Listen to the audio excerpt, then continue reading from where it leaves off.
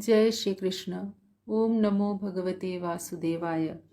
अध्याय 16 दैवी तथा आसुरी स्वभाव। श्री भगवानुवाच अभयं सत्त्वसंशुद्धि ज्ञानयोगव्यवस्थितिः दानं दमश्च यज्ञश्च स्वाध्यायस्तप आर्जवम् अहिंसा सत्यम् अक्रोधः त्यागः शान्तिरपैशुनम् दया भूतेष्वलोलुप्त्वं मार्दवं ह्रीरचापलं तेजः क्षमा धृतिः शौचम् अद्रोहो नातिमानिता भवन्ति संपदं दैवीम् अभिजातस्य भारत।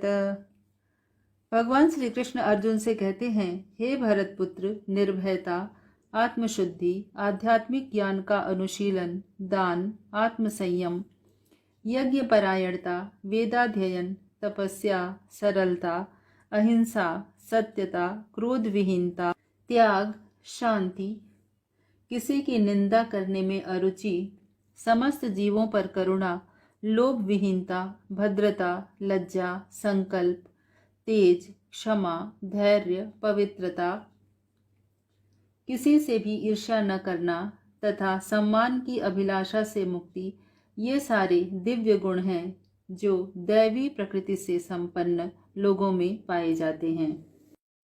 दंभो दर्पोऽभिमानश्च क्रोधः पारुष्यमेव च अज्ञानं चाभिजातस्य पार्थ संपदम् आसुरीम् दैवी संपद्विमोक्षाय निबन्ध्यायासुरी मता मा शुच संपदं दैवीम् अभिजातोऽसि पाण्डव द्वौ भूतसर्गौ लोकेऽस्मिन् दैव आसुर एव च दैवो विस्तरशः प्रोक्तः आसुरं पार्थ मे शृणु। भगवान कहते हैं, हे प्रथापुत्र, दंभ, घमंड, अभिमान, क्रोध, कठोरता तथा अज्ञान भी ये सब आसुरी स्वभाव वालों के गुण हैं।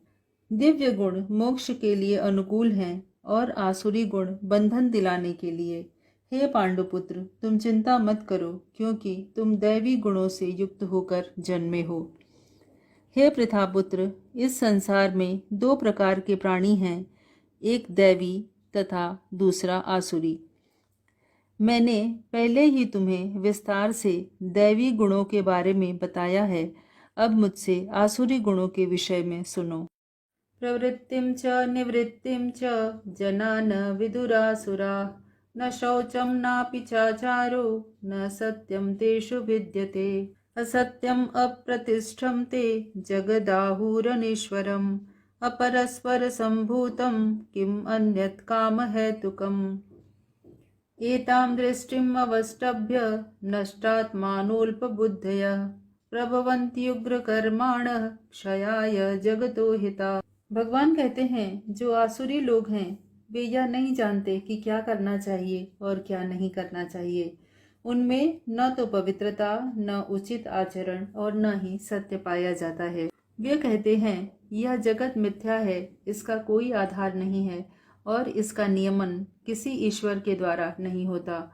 उनका कहना है कि यह कामेच्छा से उत्पन्न होता है और काम के अतिरिक्त इसका कोई अन्य कारण नहीं है। इस मिथ्या ज्ञान का अवलंबन करने वाले बुद्धिहीन लोग ऐसे अनुपयोगी एवं भयावह कार्यों में प्रवृत्त होते हैं जो संसार का विनाश करने के लिए होता है।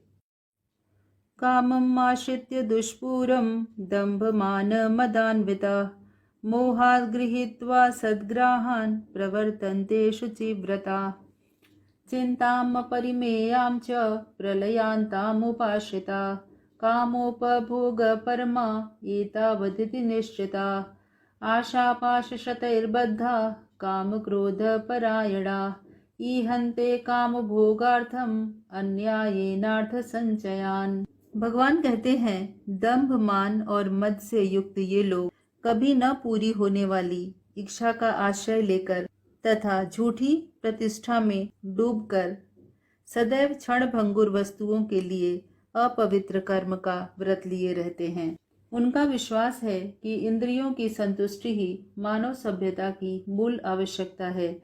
इस प्रकार मरण काल तक उनको अपार चिंता होती रहती है।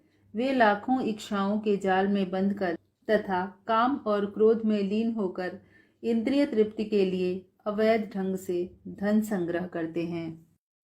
इदं मद्य मया लब्धम इमं प्राप्स्ये मनोरथम इदम् अस्ति इदमपि मे भविष्यति पुनर्धनम् असौ मया हतः शत्रु हनिष्ये चापरानपि ईश्वरोऽहम् अहं भोगी सिद्धोऽहं बलवान् सुखी आढ्योऽभिजनवानस्मि कोऽन्योऽस्ति सदृशो मया यक्षे दास्यामि मोदिष्य इत्यज्ञान विमोहिता। भगवान कहते हैं, आसुरी व्यक्ति सोचता है आज मेरे पास इतना धन है, अपनी योजनाओं से मैं और अधिक धन कमाऊंगा।